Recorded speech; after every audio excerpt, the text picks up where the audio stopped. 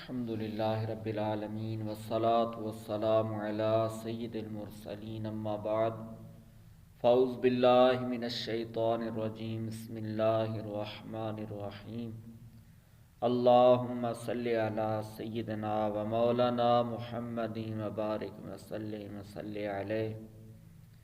میرے بھائیوں اور میری بہنوں، رمضان شریف کا پاک مہینہ اپنی رحمتیں لٹا رہا ہے۔ اس مہینے میں اللہ کے نیک اور مقبول بندے روزہ تو رکھتے ہیں، تراویح بھی پڑھتے ہیں، صدقہ و خیرات بھی کرتے ہیں، لیکن ساتھ ساتھ گناہوں سے بچتے بھی ہیں۔ اپنی زبان کو، اپنی نگاہ کو، اپنے کانوں کو، اپنے ہاتھوں کو، پاؤں کو گناہوں سے بچانے کی پوری کوشش کرتے ہیں۔ اور بعض بندے ایسے ہوتے ہیں کہ جو روزہ رکھ لیتے ہیں لیکن گناہ ان سے بے شمار ہوتے ہیں، نہ زبان کی احتیاط کرتے ہیں، نہ دیکھنے کی احتیاط کرتے ہیں، نہ سننے کی احتیاط کرتے ہیں، نہ چلنے کی احتیاط کرتے ہیں کہ ہم گناہ کی طرف چل رہے ہیں۔ تو میرے بھائیوں، ہم نے روزہ بھی رکھنا ہے لیکن اپنی زبان کو غیبت سے، چغلی سے، بہتان سے، فلمیں ڈراموں سے، اپنی نگاہ کو، گانے بازی سننے سے اپنے کانوں کو بھی ہم نے محفوظ رکھنا ہے، جب ہی ہمارا کامل روزہ ہوگا۔ آئیے ایک گناہ کے بارے میں سنتے ہیں کہ جو بہت عام ہے، اور وہ گناہ ہے بہتان لگانا۔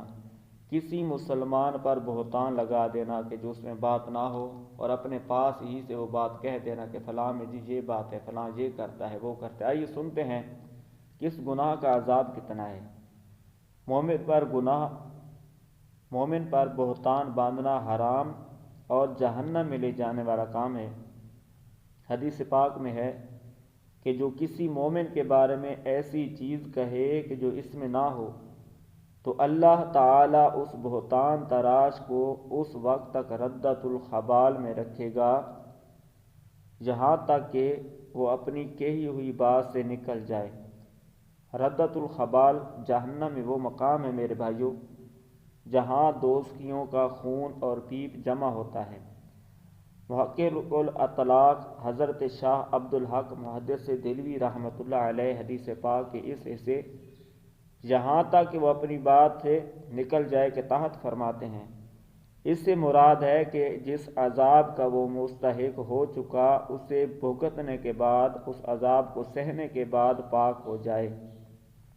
تو میرے بھائیوں، ہم نے بہتان تراشی بالکل نہیں کرنی۔ روزہ رکھنا ہے تو اس کو کامل روزہ پورا کر کے ہی شام کو افطار کرنا ہے۔